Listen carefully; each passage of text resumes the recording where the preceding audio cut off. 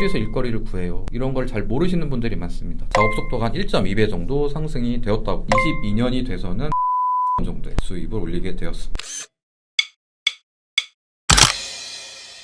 안녕하세요. 크라우드웍스 박경민입니다. 이제는 120세 시대라고 하는 정년을 앞둔 사람들은 미래에 대한 걱정에 불안감도 있으실 텐데요. 경제 활동을 막 시작한 2030 세대는 또 경제적인 자유를 꿈꾸며 제2의 직업을 찾아가는 것이 보편화되고 있습니다.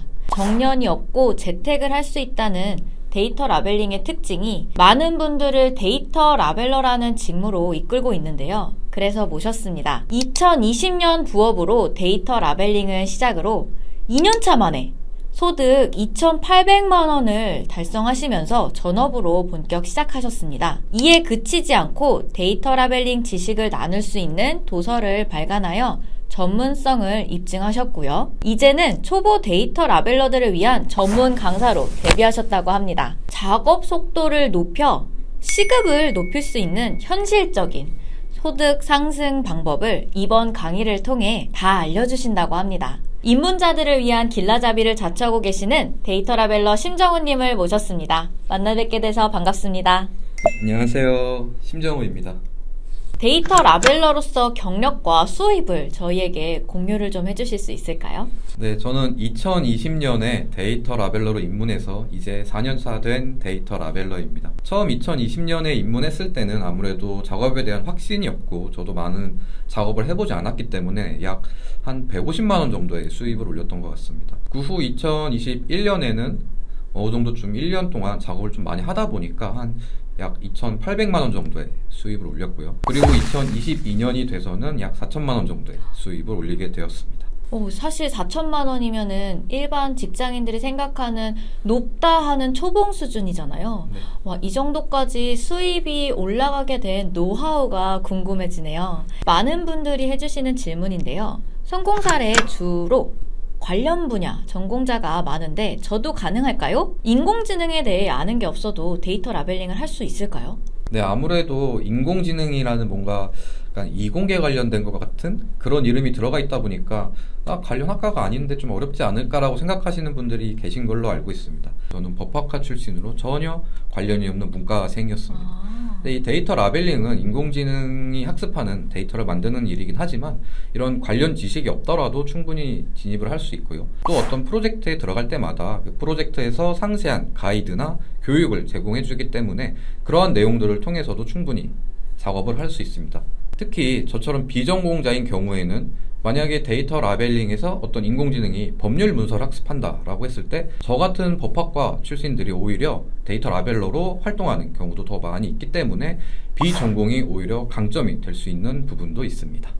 각자 갖고 있는 경험이 다르고 인공지능 AI 모델을 개발하는 건 여러 분야를 개발을 하는 거다 보니까 당연히 다양한 분야에 사람들이 필요할 것이라고 생각합니다. 그럼 정우님의 그 2020년 경험을 떠올리시면서 초보 데이터 라벨러로서 가장 어려운 점이 어떤 거였는지 한번 공유를 해주실 수 있을까요?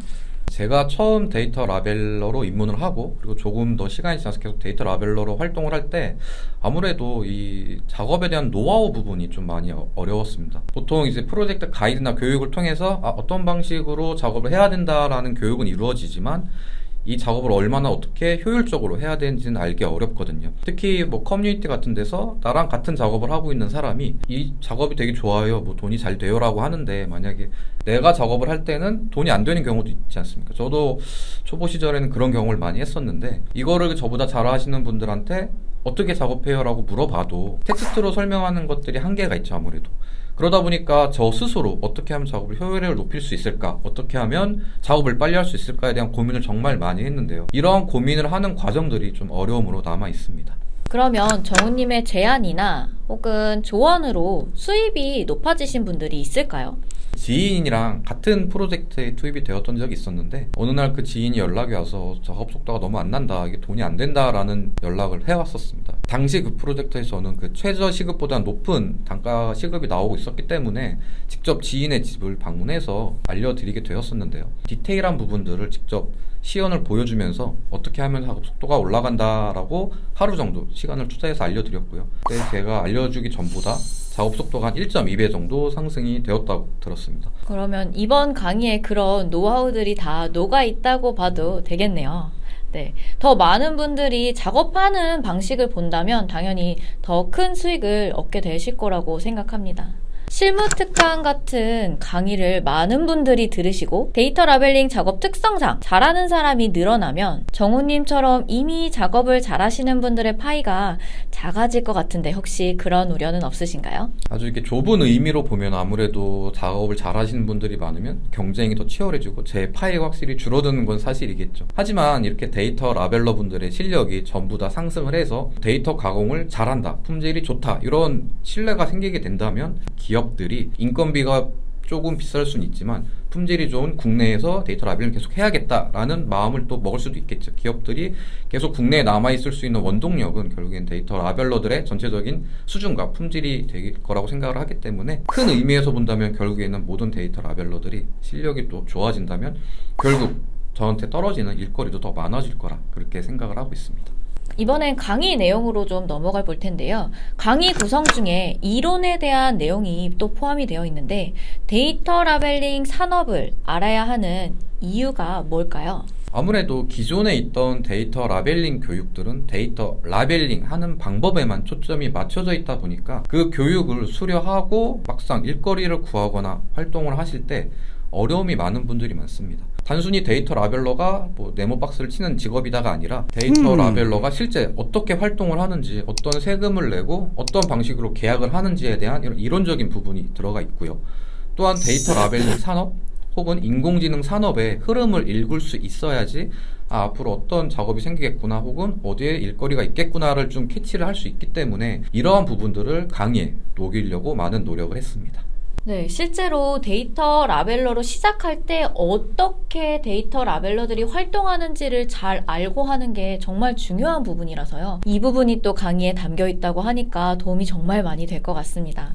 그러면 이 강의를 어떤 분들께 추천을 해드리고 싶나요? 일단 가장 기본적으로 이제 막 교육을 수료하신 데이터 라벨러로 입문하신 분들이 들으면은 가장 좋겠죠. 아무래도 다양한 이론 부분부터 해서 여러 실무 팁들이 있기 때문에 이제 막 시작하신 분들이 들으면 가장 좋고요. 혹은 이미 데이터 라벨러로 어느 정도 활동을 하고 있지만 만족스러운 수입을 얻지 못하시는 분들이 계실 겁니다. 그런 분들이 이 강의를 듣는다면 특강에서 알려드리는 어떤 실무적인 작업 노하우들을 좀 익히신다면 수입적인 측면에서 도움이 될 것 같습니다. 특히 이 실무 부분 같은 경우에는 어떻게 작업을 해요? 어떻게 작업을 그렇게 빨리 하세요? 라고 물어보시는 분들이 실제로 계십니다. 하지만 이 데이터 라벨링 특성상 보안 이슈 등이 있기 때문에 제가 실제로 작업하는 화면을 공유해드리면서 어떻게 작업을 한다라고 알려드릴 수 없는 부분이 굉장히 아쉬웠었습니다. 근데 마침 이런 강의를 할 수 있는 기회가 생겨서 실제 조작도구 화면을 이용해서 보여줄 수 있게 되어서 그런 부분에서는 아직 만족스러운 수입을 얻지 못하시는 분들이 들었을 때 가장 좋지 않을까라고 생각을 하고 있습니다. 그러면 이번에 마지막 질문인데요. 벌써 이 강의를 들을까 말까 고민하시는 분들께 정말 도움이 많이 될 것 같습니다.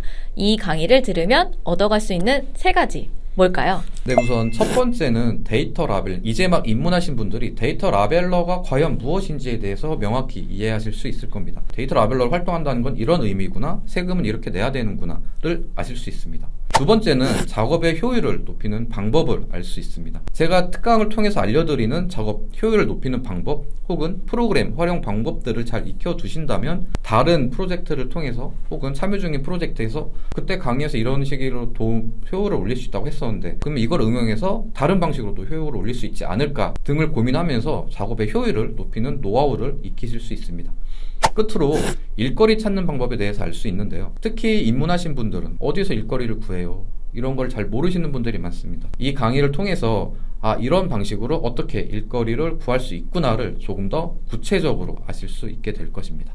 정우님과 함께 살짝 맛본 실무 특강 인터뷰 어떠셨나요? 지금까지 배울 수 없었고 생각하지 못했던 부분들을 정우님께서 찝어주셨는데요. 정우님의 실제 작업 꿀팁 그리고 세금 정산 방법 등 말 그대로 실용적인 것을 배울 수 있기 때문에 이번 실무 특강의 가장 의미 있는 부분이라고 생각합니다. 지금까지 시청해주신 분들을 위한 2가지 이벤트를 저희가 특별히 준비했는데요. 데이터 라벨링 강사 정훈님의 실무 특강을 듣고 싶으신 이유에 대해서 댓글로 남겨주신 분들 중 추첨을 통해 실무 특강 교육과정 수강권을 선물로 드립니다. 그리고 모두에게 적용되는 특별한 혜택이 하나 더 있는데요.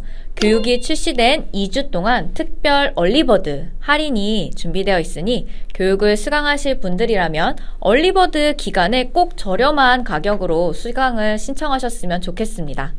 자세한 이벤트 사항은 유튜브 더보기란을 참고해주세요. 직장에서 은퇴한 50대를 대상으로 설문조사를 한 결과 은퇴하기 전 준비하지 못해 후회하는 것, 개인연금, 그리고 은퇴 후 부업이 가장 높은 순위를 차지했다고 합니다.